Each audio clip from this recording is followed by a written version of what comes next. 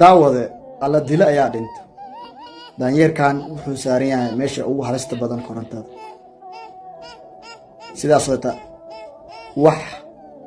dartaan uu dareemayo malaha maxaa yeelay tiisa meesha soo dhamaan yaa ilaahay uguma talagelin inuu muxaa asiga wax meeshaas ka soo gaarsiyo yaa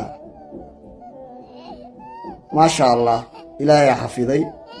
لكن سمشو ساريا ومش وجود خطر تبدن كرنت قفكي مش الله صار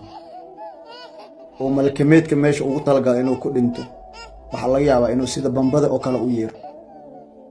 يا حتى أن لا أركن فينين كيس يوم حاسي يجي كتا إن لا أركن أدعكر waxay meeshaas waa meesha ugu halista badan korontada waxa laga yaabaa inay tahay 2,000 watt ama 3,000 watt ama